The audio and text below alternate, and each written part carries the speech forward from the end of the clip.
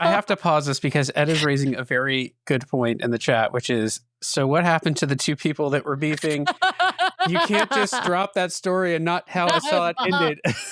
Did I they don't make up? actually know how it ended. That's the worst part.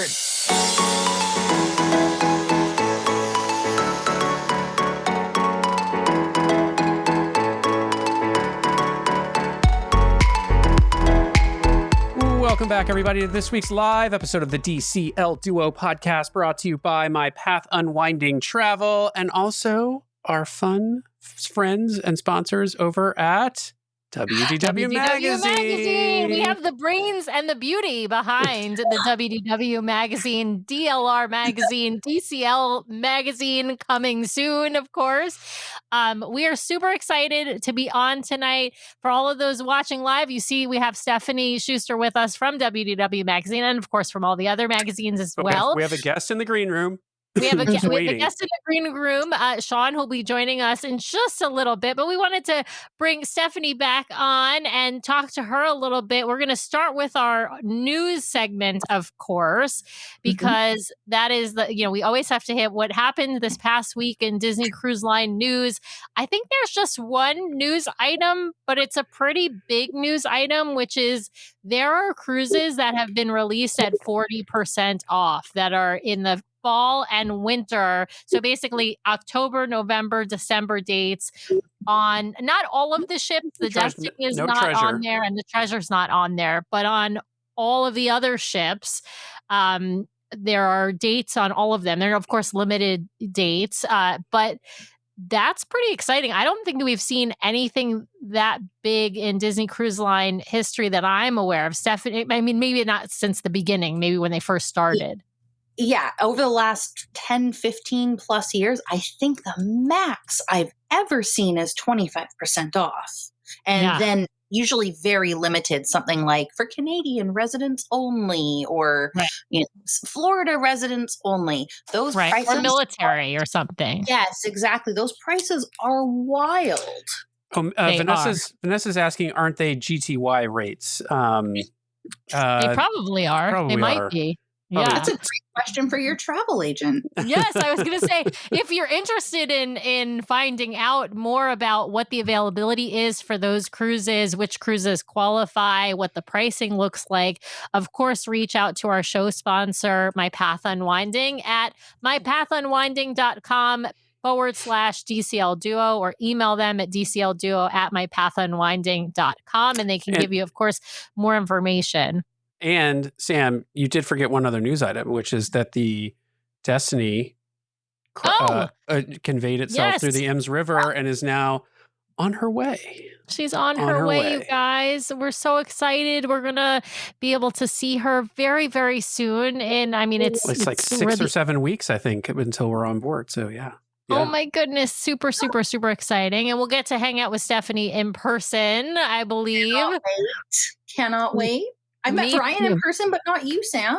I know. Well, that was because you guys were on the Lookout Key preview, right? And I was not on that. I'll just preempt it now. Everyone likes Sam better than me, so just be prepared. She's the one I bring everywhere because she makes friends, and I just diligently take notes, film things. Danny, honestly.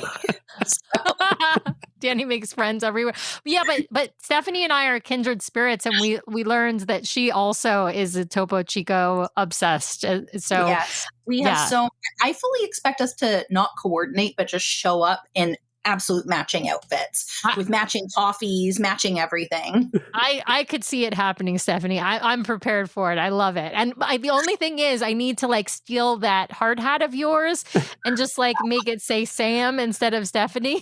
Because I'm just going to get you your own hard hat. We got to get you to Germany and make that happen. Don't let Sam near the hard hat. It will disappear. You don't let that hard hat will disappear.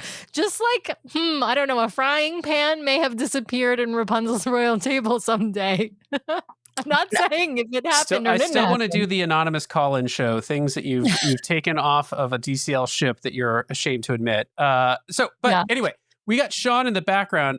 We brought Stephanie on to talk a bit about the magazine, but we posed sort of 2 questions to her because of tonight's episode. We're going to be comparing the Wish and the Wonder, but also a little cold weather cruising and warm weather cruising. And so Stephanie, you have some sort of pros and cons of each lined up, and so take it away.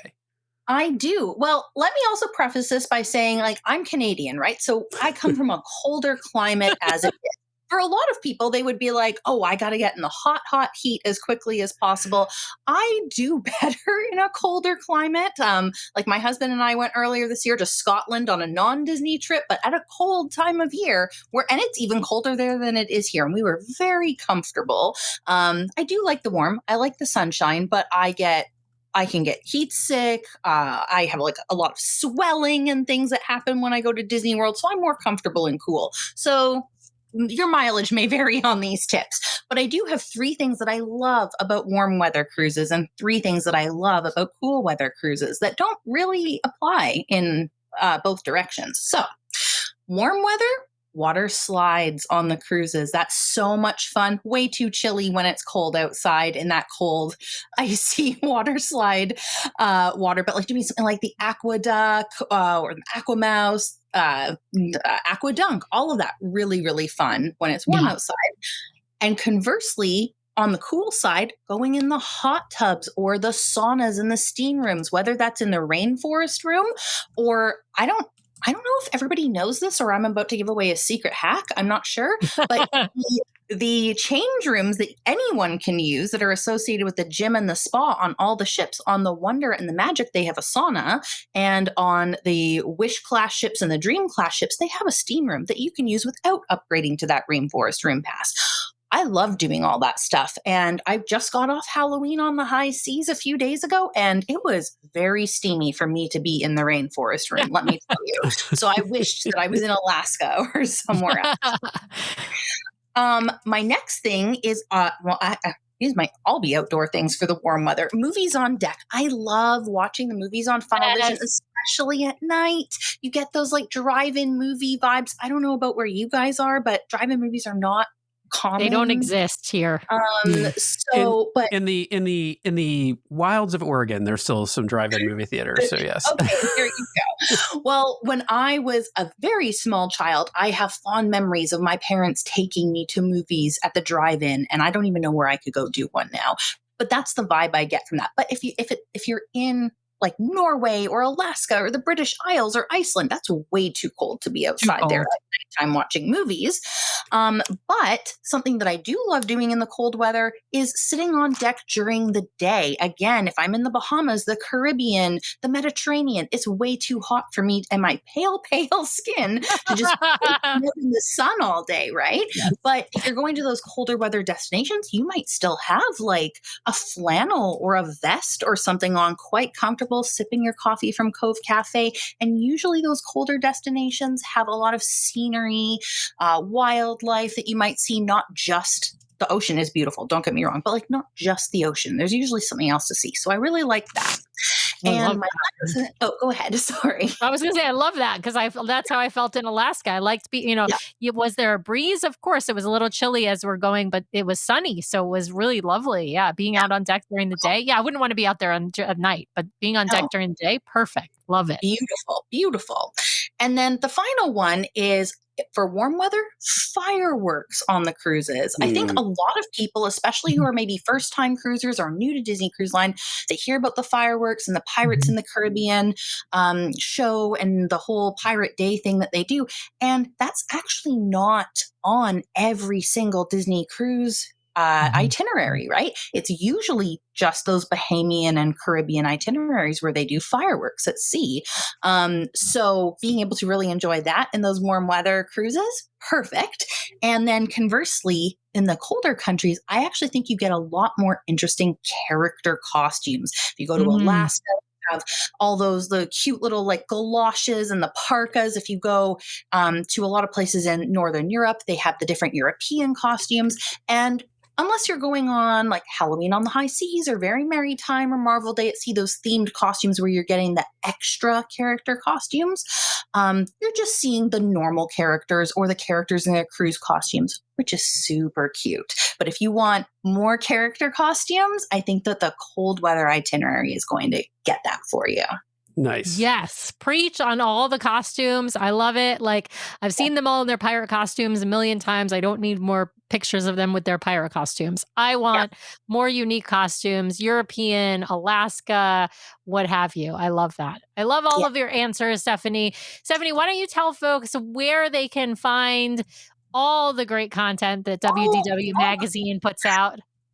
So if you go over to our website, which is wdw-magazine.com, that's where you're going to be able to find all of our magazines on sale, single issues, memberships, including our Disney Cruise Line special, which we only have a few left of. And everything in our shop, you will save 10% on if you use code DCL Duo.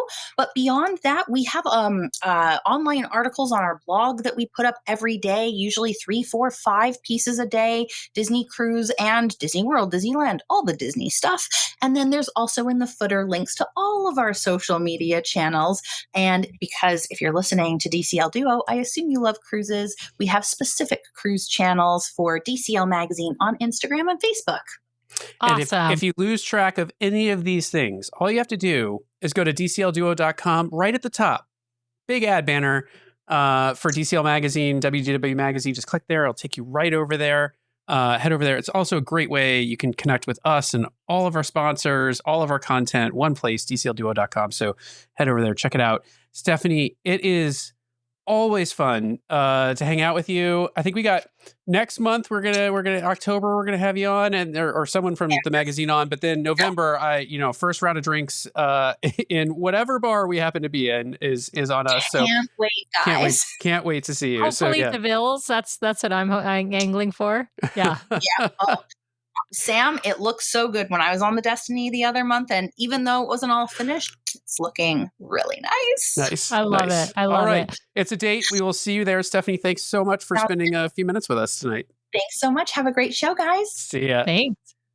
All right, let's welcome our guest in for this evening. Sean. It is fan favorite Sean. Fan favorite Sean. Yeah, everyone loves to have Sean on. So we're super excited to have you back, Sean. Sam, what are we talking about tonight? We are going to talk Wish versus Wonder. Sean, tell folks you just got back from both, basically. Tell folks, when did you go on the Wonder? When did you go on the Wish? And what itineraries did you do? And then we're going to pull up your PowerPoint and talk about all of it.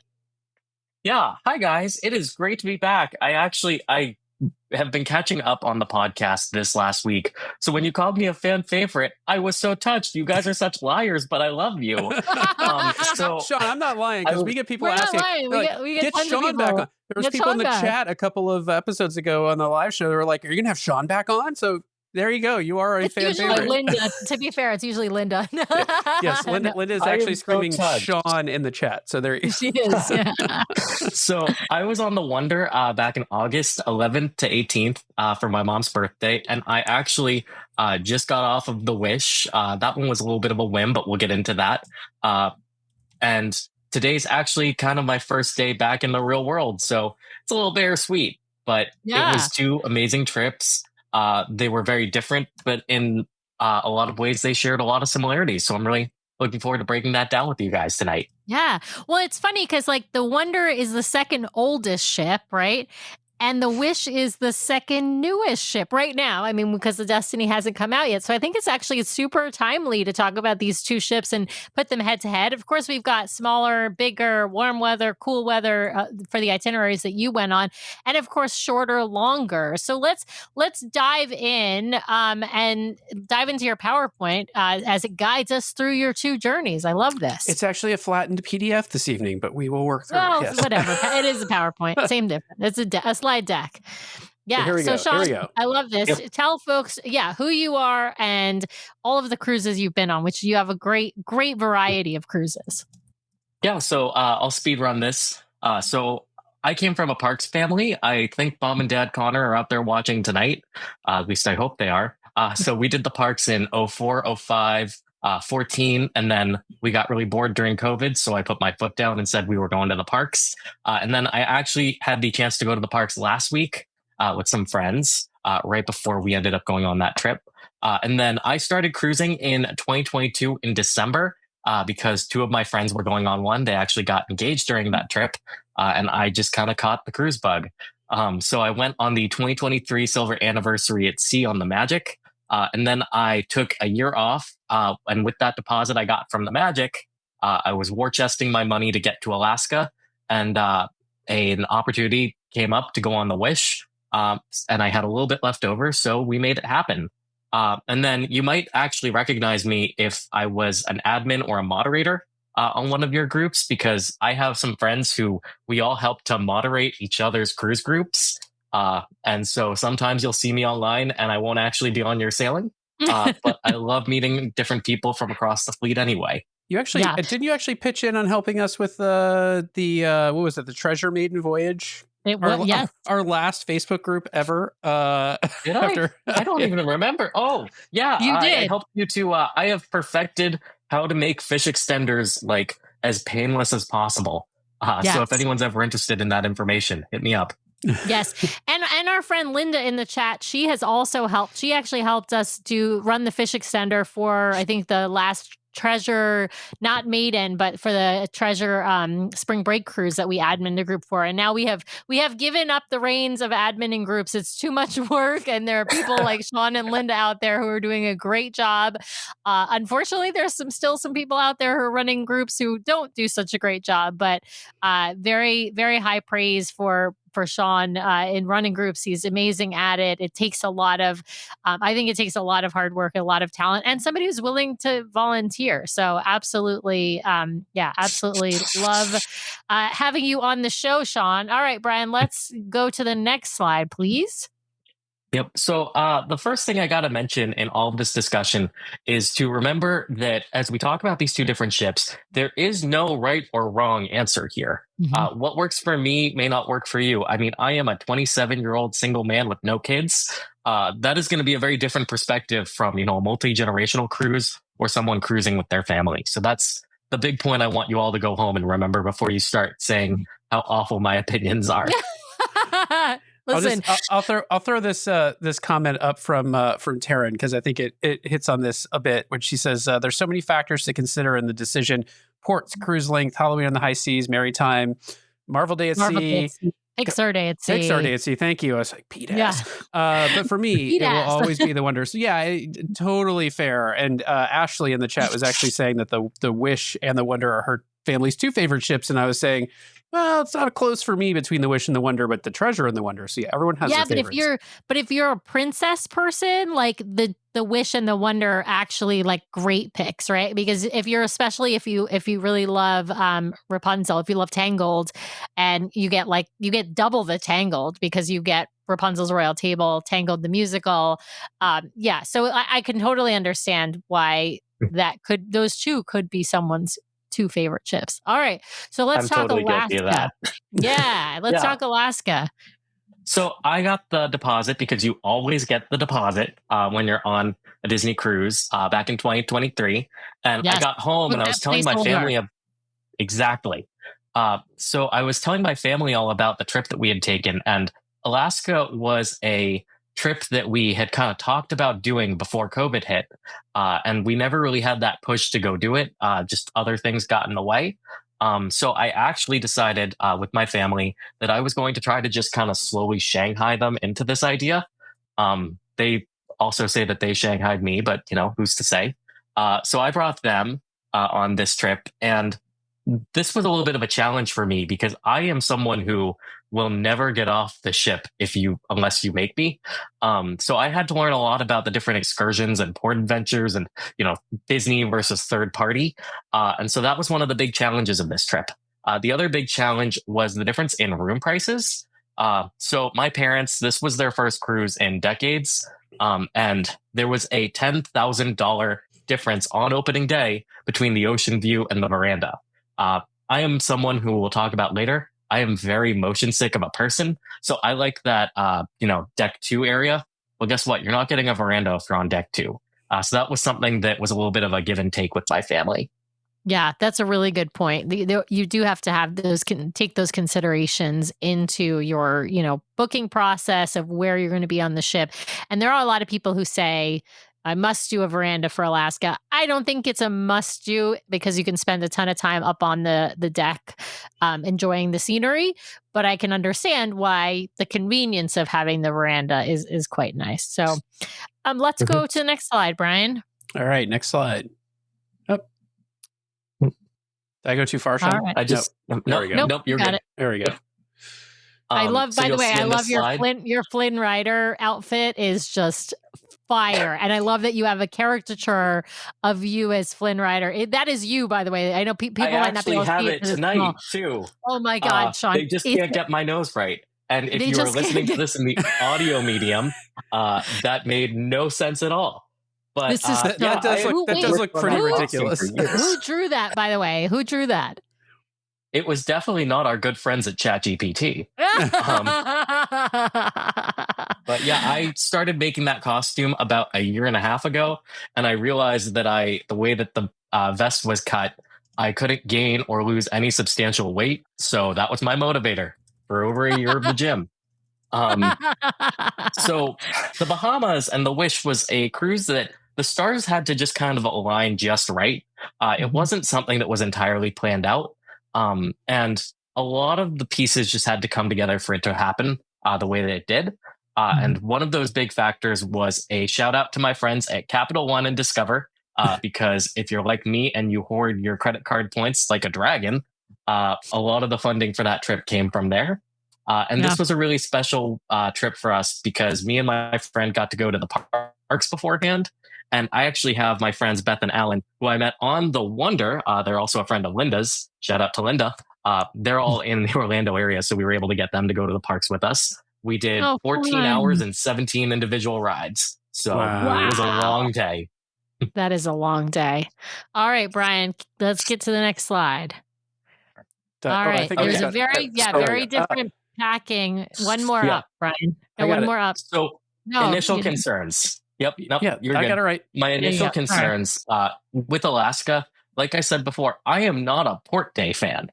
Like I would just stay on board and just sit there and watch the world go by for the rest of my life if I could.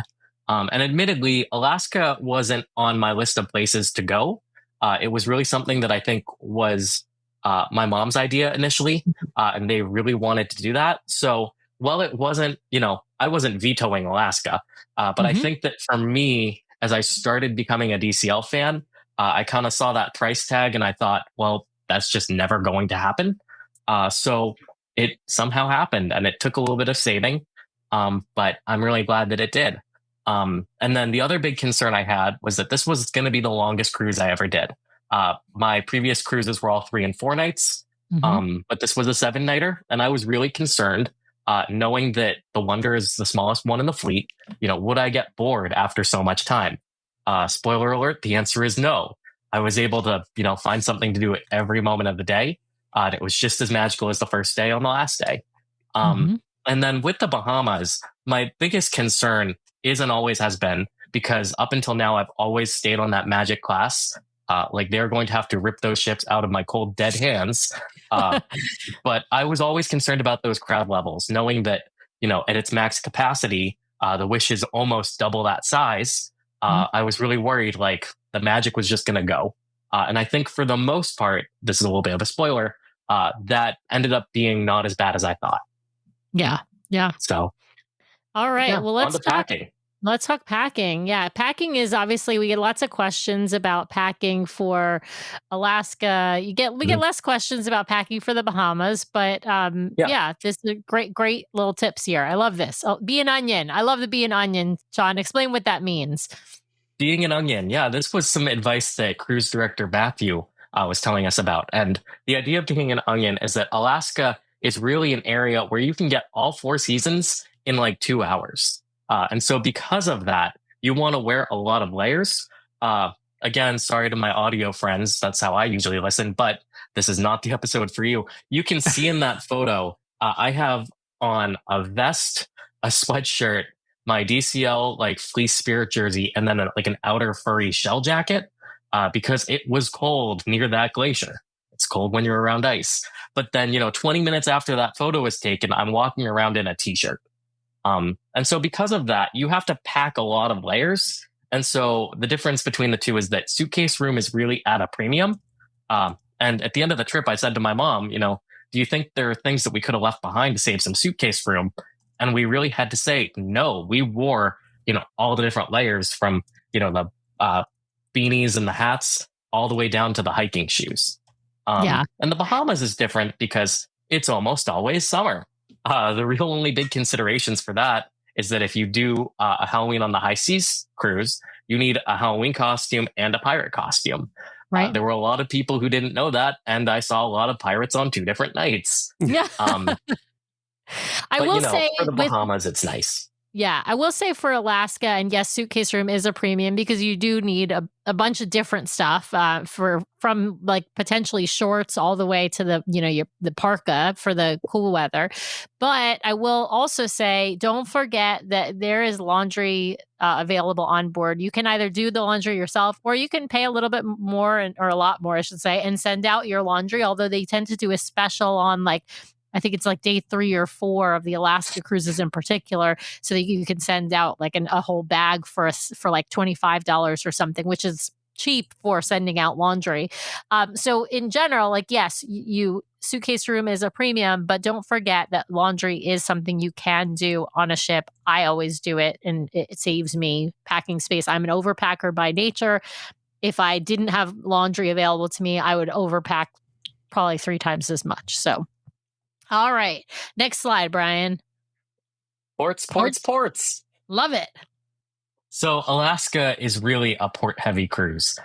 When we first booked it, before we had booked anything, I was thinking, okay, well, maybe it's not as port-heavy as I thought it was going to be. It was. Thankfully, my mom and dad really took the lead on that, and they knew how to party. So we did the Icy Strait Wilderness Island Tour with this couple, John and Marilyn. And we love them. If they ever came to visit New Hampshire or Boston, I would be down to go, have a great time with them. And they just took us around in their van and told us all the different stories about the island. Cool. Like the terrifying fact that bears outnumber people in that area. I think it was 5 or 8 to 1. Oh my God. Yeah. And we actually were able to see 2 different bears. One of my photos in the slideshow is how close we got to one, because when you go to Icy Strait Point, they have the option to ride in the ATVs and the Jeep. And what they say is local people, the bears are actually very scared of those. So they hear them coming and they hide. But they're used to the sound of cars from all those years. So that's a really great way to see them that you might not on the Disney excursion. Yeah. In Juneau, we did the dog sledding on the helicopter. We had amazing weather on this trip. We only had 1 day of rain, which is extremely unusual for August. So we were one of those rare days where that dog sledding helicopter tour wasn't canceled. And it was one of the scariest and most thrilling experiences of my life. And in Ketchikan, we did the Lumberjack show. And I was really sad to say, even though we did the Disney show, there was no Disney special guest because of the rain. So they couldn't bring out the character probably because they would have gotten soaked. That's but unfortunate. It was still a lot of fun. The story that I tell was, I don't know how it is in the other shows, but the show's hosted by Lasagna Joe, who's the cook for all the lumberjacks. And he does this whole monologue about the food he cooks. And we watch the show and we're waiting to get back on the ship. And then it hits me like a ton of bricks. That had nothing to do with the lumberjack show at all. Love it. But then in the Bahamas, we did my favorite thing to do in Nassau, which is not visit Nassau. I'm just saying, that is not a place that I ever need to go again. Yeah. Well, and you have, of course, in the Bahamas, you also had a beautiful Castaway Cay. When you're on the Wish, you're going to, unless your port day gets canceled because of, weather getting into Castaway, you're going to go to Castaway in Nassau. So yeah, you can go out to Nassau and go to a resort or whatever, or you can stay on the ship and enjoy a sea day at port, which is what I like to do. Matthew in the chat is saying Blue Lagoon is great. I know a lot of people, of course, like Blue Lagoon or like Pearl Island. We're hearing good things about Margaritaville as well. And then, of course, there's always Atlantis if you want to do the whole water park or the aquarium or gamble at the casino, whatever you want to do. I find I find the real reason to stay on the ship in Nassau is that a lot of those trips are like short trips, like not like most of the trips to Nassau are 3-4 nights, and you want to get like suck the marrow out of like the experience of being on a Disney ship. And so, you know, beach excursions, things like that, you can do in just about any of the Caribbean ports. So, look, Brian, I already paid for the lunch. I'm going to enjoy the lunch on the ship.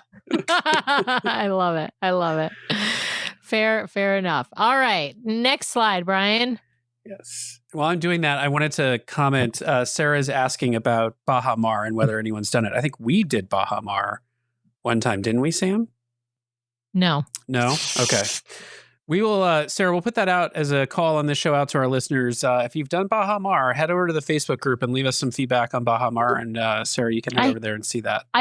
I think we did a show with somebody who did, but yeah. I'll have to dig and figure that out. But we'll look, and if we find one, we'll post it in our Facebook group, and then I'll come back and post it in the comments on this on the YouTube here as well.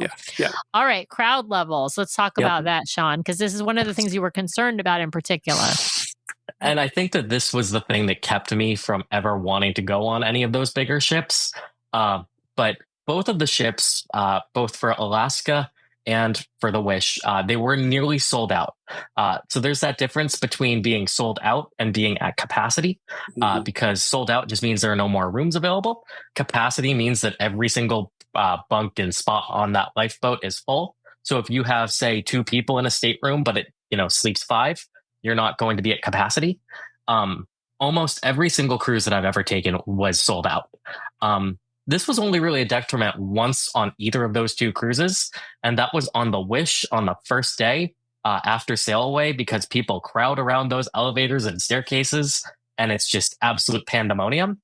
I think that that's a really tough thing if you're on one of those really short cruises, because that just takes up so much of the block of time compared to, say, a 7-night cruise where you can kind of just go, okay, we'll go watch a movie in the room and come back. But that was really the only time that I felt the burn of the crowd. Now, this brings up the question of why do I love those smaller ships so much? And for me, it's always because I love that intimate feeling of getting to know people and see like the same people day in, day out. It's really funny because my dad on the Alaska cruise had this one little kid who he just kept seeing the whole time, who just ticked him off so bad. But we saw this kid like every single excursion, every single shop we went in, like he was everywhere. He was everywhere. Like he was following you. Oh my God, I love that. But you're right. You do tend to see of course you're not everybody you're going to see over and over again. It's still 2,500 people or 2,400 people right on your ship. But you're right. Like you will, if you meet someone on an excursion, you won't be surprised to run into them again on a different day somewhere around the ship. Maybe it's at bingo, maybe it's at trivia, maybe it's at dinner, right? Like there's the pretty good chance you'll see that person again. Yeah. I love your tip of getting involved in the Facebook group, Sean. Tell us why. Why should people get involved in the Facebook groups? Yeah. So if you're like me, like I'm hitting that 27 mark in life where I don't really make a lot of new friends. And I work with a lot of people who are a lot older than me. So it's really great getting to go on Facebook and meet new people who you're going to be sharing this experience with. And I always think that Facebook is a little bit of a double-edged sword because you can use it to build community like we try to in these Facebook groups. But inevitably, there's always that one person who starts a really big fight in the Facebook group. And I love when that happens because one time I had these 2 people get in this giant fight in a Facebook group and then they got sat at dinner together. No. So it was like no one cared about the dining experience. We were all just glued watching that. Oh my God, that's crazy. That is crazy. Getting involved in the Facebook group is a great way to meet people. And I think that because, I spent so much time on that Facebook group talking, interacting with people, I had people still recognizing me and coming up and having those conversations about the things we had talked about every single day and every single meal. It drove everyone who I was sailing with, from my family to my friends, absolutely nuts. But one of the best icebreakers that I do is actually really unique to me. Brian, you can switch to the next slide now. I have this tradition that I do where we play Where's Waldo, but it's Where's Sean? And if you find me, you get an I Met Sean sticker. I had like 250 of these printed, and I was just giving them out to people. And it always, like, people either get the joke or they don't. But I think that is always a lot of fun because everywhere I went, people were asking, like, where is he? Where's the stickers? Where's Sean? Where's the stickers? Wait, I have to pause this because Ed is raising a very good point in the chat, which is, so what happened to the two people that were beefing? You can't just drop that story and not how I saw it ended. Did they make up? I don't actually know how it ended. That's the worst part. But like once we got back, it was very clear that everyone was watching it, but no one wanted to comment that we were all being real nosy. So who knows? Maybe they became best friends, but I get the feeling that wasn't the case.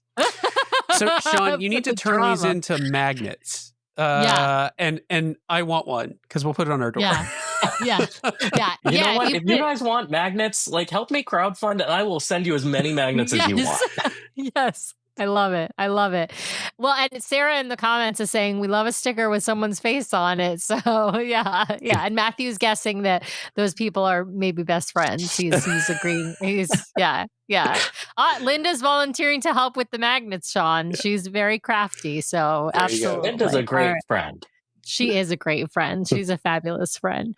All right, some highlights on the Wonder. We gotta, So we love I'll run the through Wonder. these super quick. The Wonder has great adult activities. They have that area Azure in the adults only area, which is just fantastic for hosting all of those events. They have this one called Piano Party, and my family stopped to go into it after dinner, and we kind of thought, okay, we'll just kind of stop in, see what it's about, then go back to the room. It was the most fun I've ever had on a Disney cruise ship. So they do a dueling piano, they take requests, but they play games. They do like conga lines and dance offs. It is so fun. I can't even describe it succinctly, but it is a wonderful experience. If you ever get the chance to do it, my bedtime is usually a good 7:30 p.m. I stayed up past midnight to watch this show. It was amazing. So good. So this is only really on Alaska itineraries, and it's not necessarily on all of the Alaska itineraries, but it is on, I think, most. I think they do it for most of the Alaska season, and they do it multiple nights. So you'll see it on the itinerary it'll be, as Sean mentioned, it's an adult only activity. It's late at night. It doesn't start till like 10 or 10:30, maybe even 11 some nights, depending on the night. But it is fabulous. I agree with Aaron. I wish they would do it on other sailings. All right. Yep. And adult activities on the Wish are amazing. My parents almost got picked for Match Your Mate. They were the couple that was together the longest. And I told them, like, flat out, if you get picked, I'm not watching that. But thankfully, there was one other couple who were the parents of the other couple that got picked. So I did not have to suffer the mental scars. Glacier Day. So I got in line for 8:15 a.m. for a 9 o'clock start for Mickey Mouse. I know that this is one of the biggest questions that we get in your Facebook group. I was able to just team up with some people around me. We bounced from one side of the deck to the other and back and forth. I was able to get all the characters plus code up by 1:36 p.m. Wow. So I just want that on the record. You can do it. And the last thing about the Wonder that I really love. You probably didn't eat at all, I'm guessing. No, but we took shifts. People are usually pretty good about, saving each other's spots. If you need to go to the bathroom, get a drink, be friendly to the people around you. They're your biggest allies in that. Yeah, absolutely. And then formal night on the captain's reception. In that photo, it was actually my mom's birthday. It was a landmark birthday that I'm not sure if I'm allowed to reveal the number on the internet. But she got us all those awesome jackets. So shout out to Mom Connor. Even as she cruises into the next decade, she's still styling. It's amazing that you could all be. It's amazing you could all be together to celebrate her 21st birthday like that, Sean. So it's amazing. Yeah, exactly. We're not going to do the math there. Yeah. Are you listening to our show because you want to make the most out of your next vacation? Great news, the fabulous team over at My Path Unwinding Travel can help guide you so you don't miss a thing. Their team of professional travel advisors are caring, knowledgeable, and experienced. It's why we use them to book our own travel. My Path Unwinding Travel is an authorized Disney vacation planner, which means they are recognized by Disney for their expertise and service. They have sailed on all the Disney ships, including in concierge, visited the theme parks, adventured with Disney, relaxed at Aulani, and so much more. Whether it's a Disney cruise, a theme park vacation, or Adventures by Disney, or if you are looking to expand beyond the mouse, My Path Unwinding Travel will elevate your next vacation planning experience. Even if you have already booked, reach out for a complimentary consultation to make your vacation even more magical. Ready to talk to the experts? Head over to mypathunwinding.com/DCL Duo or email dclduo@mypathunwinding.com so they know we sent you their way. Thanks, My Path Unwinding, for sponsoring today's show. Now back to the episode. All right, Brian, let's see the next slide. There we go. The Wish. There's me and my friend Chewy. I'm on my tiptoes. He's quite tall. So the Wish was Halloween on the high seas. Now, if you're like me, Halloween is not a Sean Connery holiday. I am sorry. So when I got onto the sailing, I was thinking, it's so early for Halloween. But that first New Hampshire breeze came in and it was pumpkin spice season. And the thing that I love about the Wish is the bar spaces. They run circles around every other ship. And I love that you can kind of pick how immersive you want those spaces to be. My other hot take, I really like the Hyperspace Lounge. It was full every moment of that cruise. I know the writing's on the wall. I'm going to miss it. I'm actually not sure that they will renovate that space. Brian and I know there's a lot of people out there who think they're going to retheme that space, and Brian and I have both said, and I'm going to put this out there. I don't know that we've said it on a show. Brian and I do not believe that they're going to retheme Hyperspace Lounge. I don't think we're going to see Haunted Mansion get on the Wish. I'm going to put that out there. I'm not saying it would be a good or bad or whatever, but I just don't think they're going to do it. Not now. Now. The only reason that they would do that is if that bar was so underperforming every other bar on board that they felt like the only way they could get more revenue from it would be to retheme it. I'm not going to say that that is not a potential thing, but it's going to be expensive, I think, to renovate that bar. And they seem to be doing more investment in places based on money. Like, how can we extract more? How we build more spa suites, more concierge rooms, put a tower suite on board, whatever it is. So maybe, but I think they'll leave Hyperspace alone. I just hope they bring back, I think they should bring back Star Wars Day at Sea on the Wish. I think it makes a ton of sense to do it. So anyway. Yeah. Or they could just, as Ashley says in the comments, plus up Hyperspace Lounge, right? They could do some renovations to make it a little bit better. I hear there's some props lying around from the Star Cruiser. So yeah. I also love Ed's comment here. Hyperspace Lounge, Haunted Mansion Fusion. Jedi's coming back from the great beyond. Great. I like it, Ed. I like it. All right. Sorry. We took that on a little detour, Sean. Other highlights from the Wish. So you love the bar spaces, theater shows. Yeah. The theaters are amazing. I love that balcony. And, the thing about the wonder and the magic is that those theaters are old theaters. They're lovely, but the Wish was built for projection mapping. So even just sitting there and then, as you go under the sea into Ariel's Grotto, you're looking around and it's just the other ships don't stand a chance with how awesome that is. The Wish also has the Festival of Foods. Look, I love to eat. So having that Donald's Cantina and that smokestack barbecue, just next level. Totally. And the Aqua Mouse. I love the Aqua Mouse. I did it 6 times in a row on the Castaway day, because when we docked, there was no line. That's a smart take. That's always a good tip. Like, if you are docked in port, and particularly a port like Castaway, where everybody is getting off the ship, unlike Nassau, where not everybody is getting off the ship, if that water slide is still open, take advantage. And you just, with the Aqua Mouse, you don't have to get off and get back on like you do with the Aqua Duck. They will, if there's no line, they will just let you go over and over and over and over again. Pizza is also better on the Wish class ships because they're making the dough. That's true. Yeah. That's true. Fresher but dough. Here's the thing. I can make pizza at home. I am too lazy to cook ribs and brisket, okay? Now, this is the part where I think I'm about to start complaining. So the thing that I really was frustrated with on the Wish was that, unlike on the Magic class where, you have the carpets to point you in your direction, it's a little harder to know where you're going sometimes. And missing that midship elevators makes it a little disorienting. So they taught me this trick on the walking tour. And had they told me this earlier, I would have no problem the whole time. So you'll see that green ring of plants around the carpet in the photo. Again, sorry, my audio medium people, but the Wish has a couple different themes in it, and one of them is the forest. So the forest carpet with the green ring is in the forward and the front of the ship. The blue rings are in the back of the ship. I really wish I'd known that, so don't make the same mistakes that I made. So I knew about the blue and the green, but I never did the forward forest and blue back. I never made that connection, Sean. So I love that tip. That's a great one. I don't think anyone else made that connection either, and I think that Disney gave us a little bit too much credit in being able to pick up on it. I wish I had the more you know graphic. Yeah, Sarah, my mind is now blown for sure. Sure. Nice. All right, are we moving on to the next slide then, Sean? Next slide. All right. Okay, and to answer Linda's inevitable question, so for trivias, I won 4 of them over the 2 cruises. 2000s music trivia, I got a 39 out of 40. DCL was like 16 out of 20. Pixar trivia, I got a perfect score, and I got the bonus round dead on. And live music, we were 39 for 40. So shout out to all of my friends for that one. I'm usually the team freeloader, so I appreciate you piggybacking me for the win. Nice. All right, I want to throw up a couple of comments here. More about the navigation here. Vanessa's saying there are smaller Mickeys on the wish carpet with his ears pointing the way forward in the hallways. That's a good tip.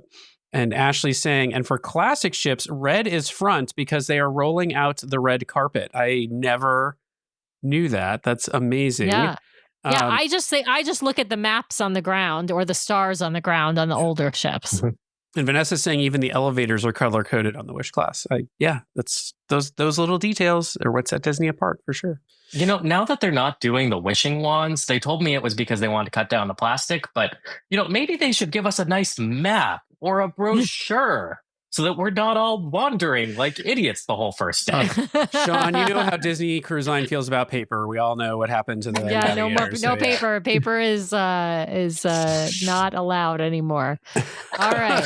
So this is the point where, to borrow the phrase from Seinfeld, I've got a lot of problems, and now you're going to hear about them. And I think I'm about to turn the audience against me, so let's go. I can't imagine that. Ed's saying they now have paper navigators.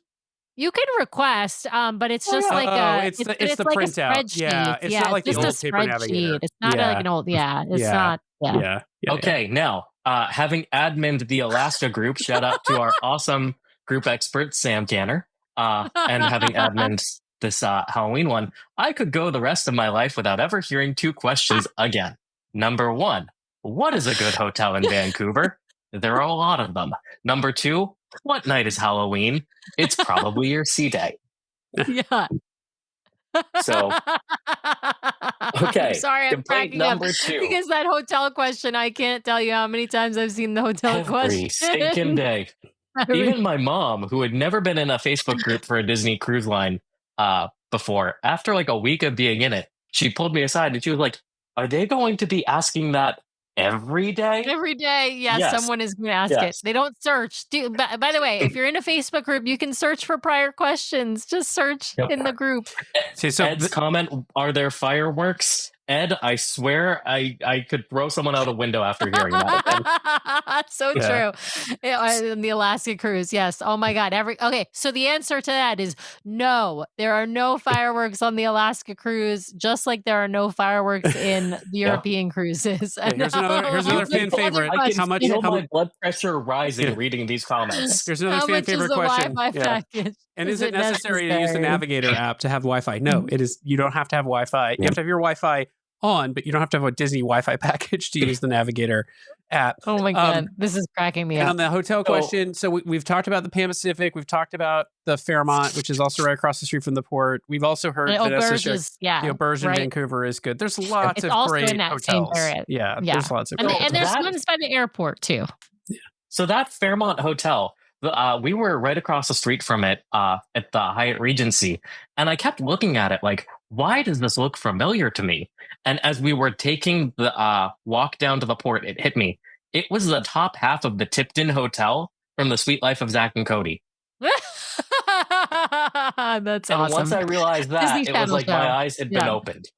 Yeah. Yeah. Oh my gosh, all right. the all chat. right, people, stop with the chat. I gotta say, our chat is being flooded with all the questions here. My blood pressure is going up too. All the questions, the annoying questions. I'm sorry, there are no dumb questions, but you can ask the question. There are.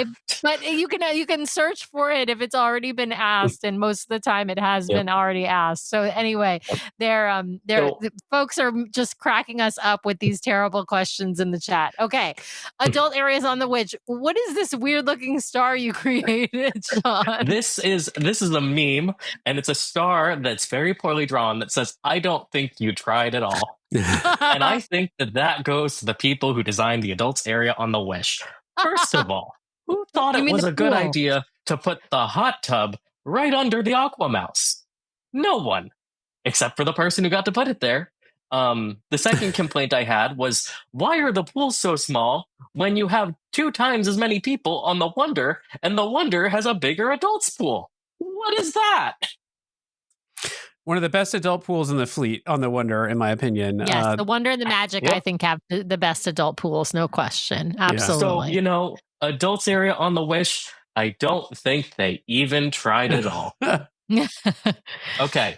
Next one, motion sickness. Now, I am a very motion sick person. It is bad. Like, my mom will tell you I am terrible. But I never actually felt it on the Wonder. Maybe it's because I just took enough boning to kill a small elephant. But the Wonder was like sailing on glass. You couldn't feel it at all. Wow. Results may vary, but I will tell you, sailing on the Wish was not that great in terms of motion sickness. So I came up with some reasons why the motion may have been bad on the Wish. Reason 1, DCL is testing out a new tumble dryer experience. Number 2, maybe we hit a pack of whales in the middle of the ocean. I mean, they've been known to attack boats. Number 3, we were secretly filming an ad for Boney. Yeah, I do have to say, I think Ed is right here. That inside passage, because you've got land on both sides, like, I think it really seriously, unless you're in a storm, that's down on the wake. Yeah. Whereas on all of the Wish class, all the ships going down to the Caribbean, at some point they have to cross from the Atlantic into the Caribbean Sea, and they hit that current. And I think there's always one night on those cruises when they're hauling to get down and they have to cross that current that it just adds a bunch of the amount of motion can vary wildly depending on if there's storms in the area or not, but there's always a little bit of motion. It's funny. We do tend to recommend to people to do like the Bahamas or the Caribbean for if they have motion sickness, as opposed to doing a Pacific Coast cruise, which I still think is correct, right? Like going out of San Diego, you're going to hit more rough seas in the Pacific typically. But Alaska is probably that exception because on Disney, as Brian mentioned, you're going through the inside passage. The cruise lines are different as to which way they go up to Alaska, but Disney always goes up the inside passage from Vancouver.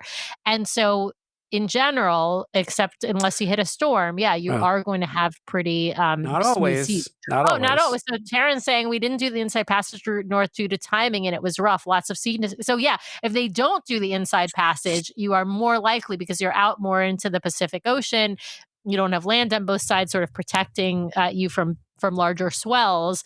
And so, that's not super surprising, but most of the cruises are going up through the inside passage, unless of course there's something that prevents them. All right. Dining. Yeah. So dining is a really, like I've said before, I love to eat. If you ever question that, just, Venmo me some money for McDonald's.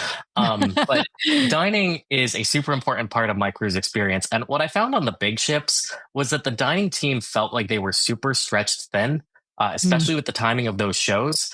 I'll be honest here. I didn't know my servers' names or really like who they were up until the last night of the cruise. And that was really tough. We were sat with 2 other couples. And they were awesome. So shout out to Nate, Allie, Chris, and Beth. They're amazing people. It turns out we were all kind of wondering, how did we get sat together? We were all the same age. So, the servers on the Magic and the Wonder, we love them. That in that picture, that is Pablo and Made. If they ever come to visit Boston, my parents have volunteered to be their hotel for the week. But I think the difference is with those big ships, they don't get the time to know you. and they kind of get a little bit more of a pass because of the shows compared to the Magic and the Wonder, where they really do become that full family experience, and they have, more time to get to know you. So I really hate to complain about that part, because I know that everyone's trying their best. But the dining on those big ships just was not up to par with what I've known. And the next part of this, this was a really weird complaint that I had across both cruises. DCL knows one way to make a chocolate mousse and 5,000 different things to call it, as my friend said. Asked my mom, like, I felt like a lot of the desserts, even when I was ordering like a piece of cake, were like nursing home mushy. That was like the only way I could describe it. But I was thinking, like, I would love a dessert that I would need teeth to chew. So this is a hot take. Well, you're not talking about the chocolate souffle in Palo, so I just want to put that out there. Sean is not talking. He's talking about main dining, and yes, yeah. All right, again, fair enough. Like, you'll know if you're eating what I'm talking about if it's just another word for a chocolate mousse. I did want to go back to something you said about your dining staff, and just say two things. One is, there is something special about on the Fantasy and the Wonder. Those crews are really like, it feels like they all know each other, and they're well-oiled machines, and like they've been on those ships for a while. They're all very experienced. It seems like I have, knock on fake wood here on my desk, I have yet to have a bad experience on the Fantasy or the Wonder, and I think part of it is those crews just have it down, and it just feels like a different crew atmosphere on those ships. Brian, Brian, you can say that about the Magic too, because remember, we have our favorite server on the Magic. That's true. That's true. The Magic has some other problems for me, but yes, I agree. The Magic is probably in there as well. I think the other thing that you're going to find these days is, as Disney is expanding the fleet so rapidly, they've probably got a few ships that are kind of the training grounds. And I suspect those 3-4 night cruises are training grounds on the Wish. I know that they're getting ready to suck a bunch of crew off the Treasure, or already have, to head to the Destiny. So you might experience some, like, those new crew members too tend to be the ones where it's like, I've had the most difficulty because they just don't, they kind of don't know the Disney way, right? And they're coming from potentially other and they're still cruise learning. lines. Yeah, and they're still learning like where all the food is in the back, right? Like, so they're still learning like where everything is in the different dining rooms too, because they've got to learn 3 different dining rooms plus cabanas or Marceline Market plus the private islands, right? So they have a lot more to learn, I think, than people realize. And the crew likes absolutely. to gravitate towards, so they like longer sailings because it's not the deja vu every 3 to 4 days of like on off. They get to know people, which probably improves their tips. The ships that get to go over to Europe are always a crew favorite. People want to kind of be on those ships if they can, to see Europe if they haven't before. I know Australia was kind of a hit in the initial season with the crew to head over there and see Australia. It's less so as we've understood it over time, just because of the differences in tipping culture, and Europe can be kind of the same way with tipping culture. So, but yeah. So anyway, the crew make the experience on board these ships, and so if you get a really good crew, you're going to have a good time. So yeah. And it wasn't a bad dining team. Even if every dessert is a chocolate mousse, you're still going to have a great. Yeah, I think in the end, like, what it boils down to is they did their jobs. Like, we got food, but, I would have killed for a spoon that wasn't the size of a snow shovel. There were some dishes where I would take a bite and I'd just be like, yeah, I don't want this, but it sat on the table the rest of the dinner. So, always room for improvement, but we loved the people that we sat with. So lots of love for them. Now, this is a random tangent. Do you know what the box in this photo is? Yes. It is spraying scent into the air.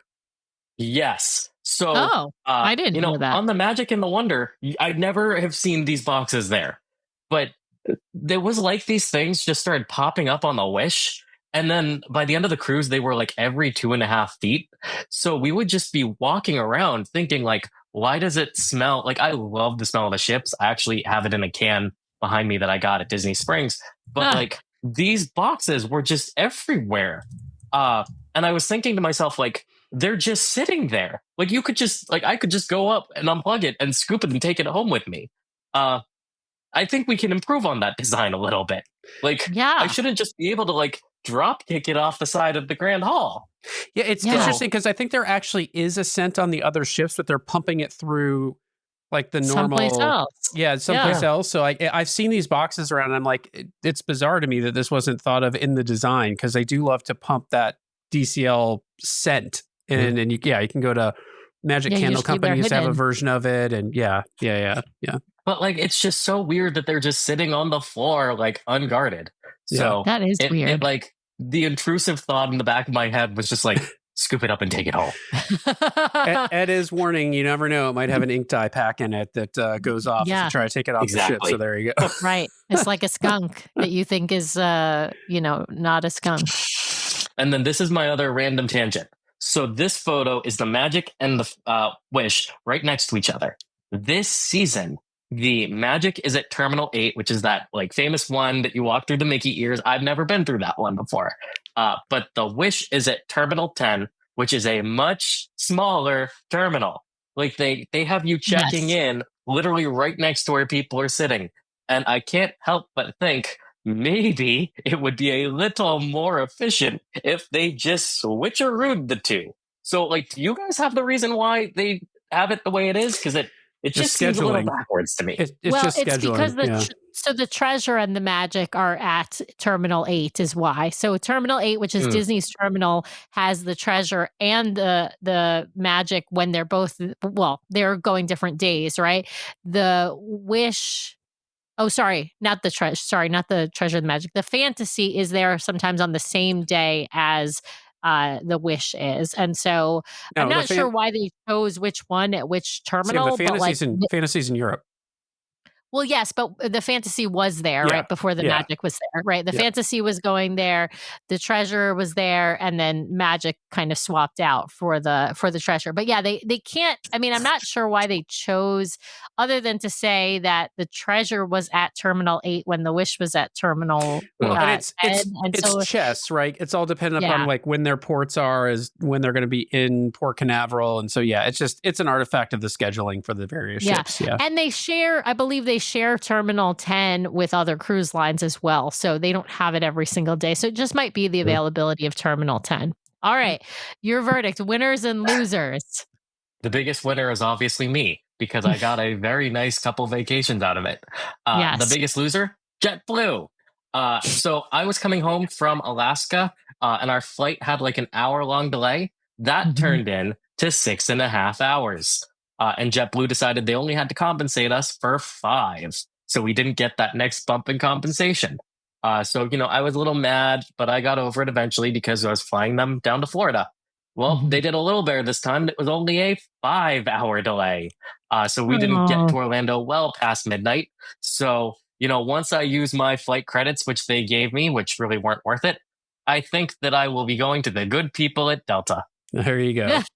There you go. So my final verdict here, and I'm about to give you guys the ultimate cop-out, which infuriates me when I watch these podcasts, but the answer for what ship is better, it really depends. It depends on what kind of vacation you want to have. Sean, did you go to law school? Did you? Because that's the answer we as lawyers give all the time. To like, can I do this? Oh, it depends. I wasn't smart enough to get into law school. So it depends on the vacation you want to have. And my mom and I were arguing about this in the car as I was driving home today.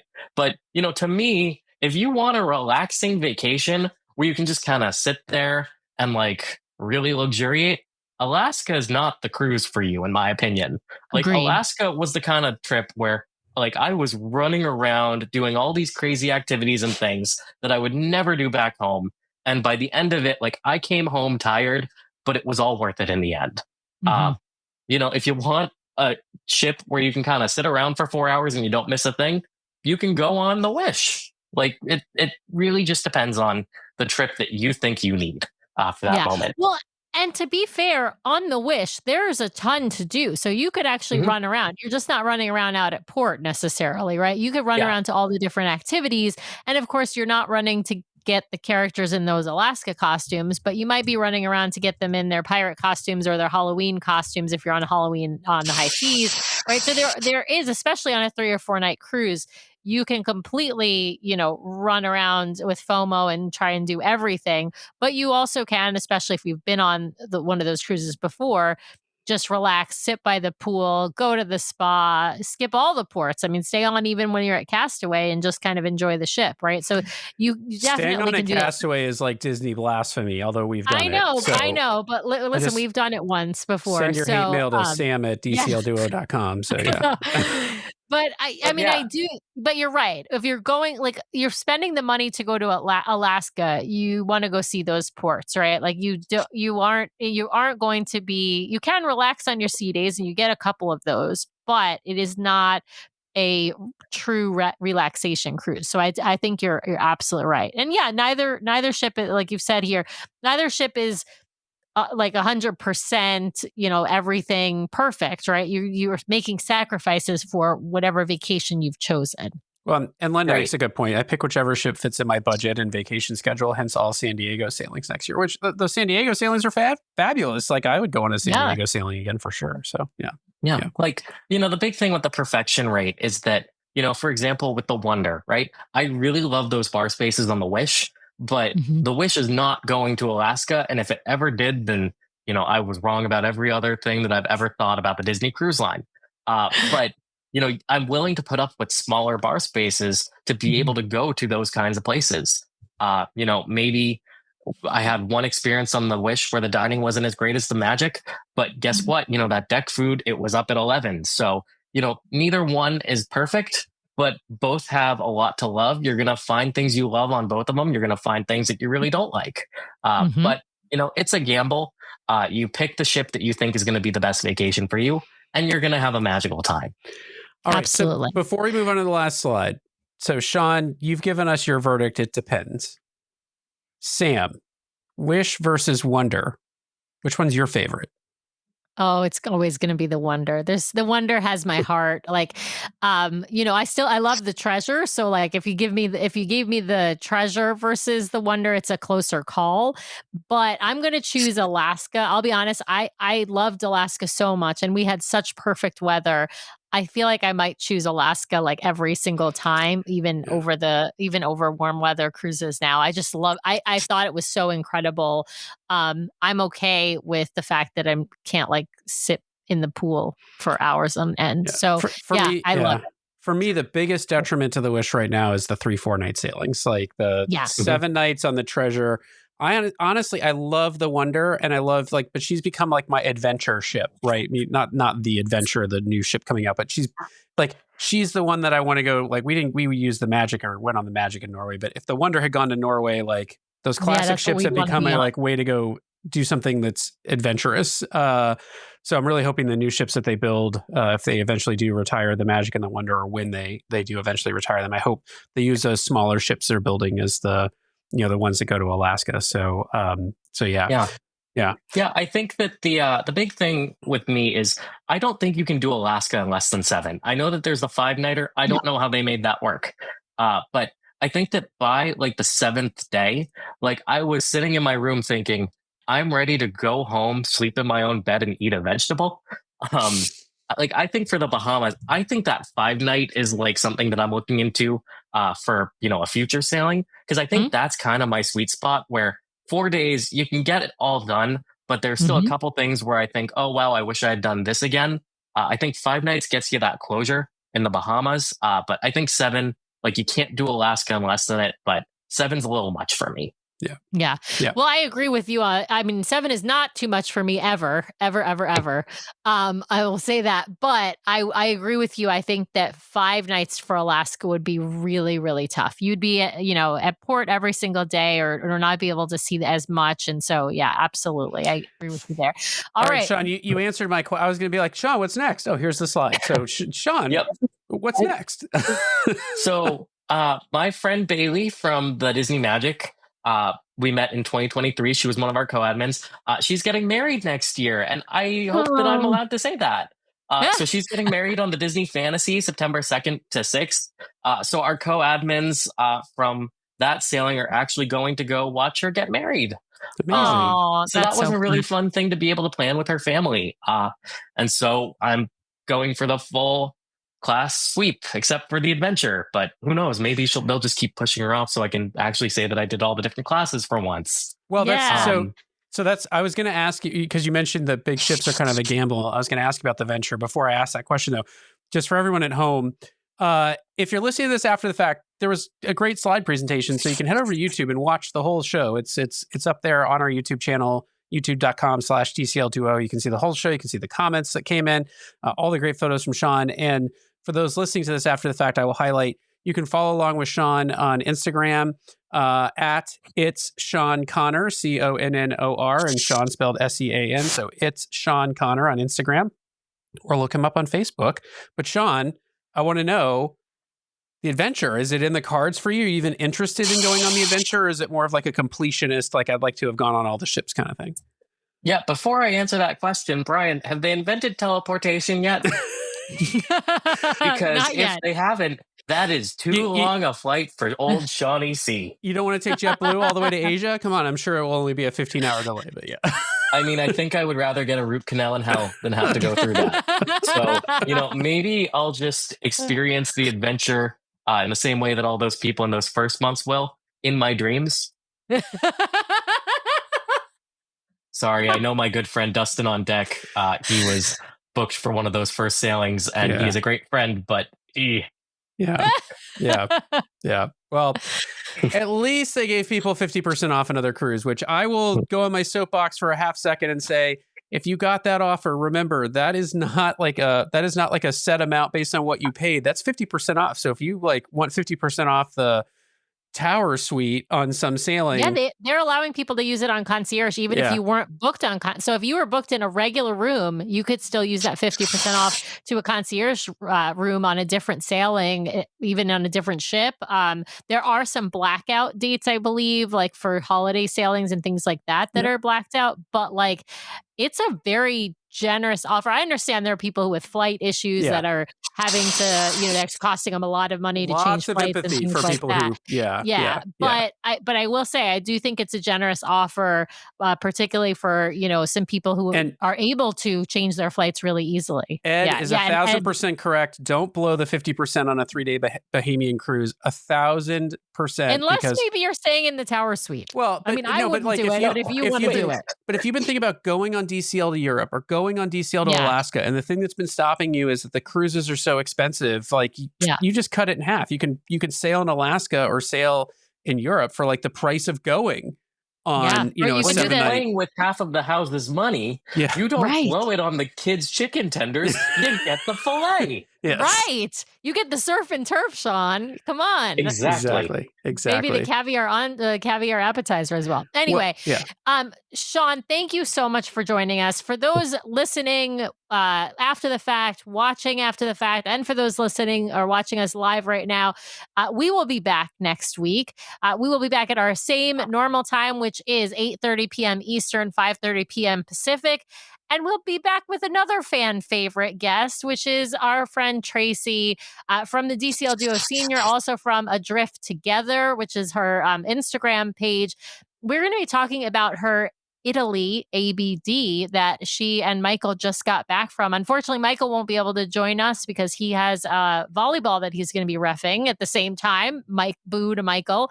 But don't worry, we have Tracy joining us. Sam only, Michael. From Sam only. Right? We know they're watching. At least Tracy's watching. Yeah. That'd be hilarious. But again, Sean, thank you so much for joining us. We love having you on. We're obviously going to have you on again after your next cruise, your next 10 cruises, whatever, right? You have an open invitation to come back on the show whenever you like. Yeah. Well, thank you guys. And I hope I speak for the whole audience in saying thank you for all of the hours of content. I mean, I am so far behind because I kind of war chest my episodes for when I travel, so I have something to listen to. So I'm so far behind, but thank you both for an amazing show and for all that you do to bring our community together. Thank you. Very nice of you. Thanks everybody for listening. Thanks everybody for watching. We'll see you next time. Bye, guys.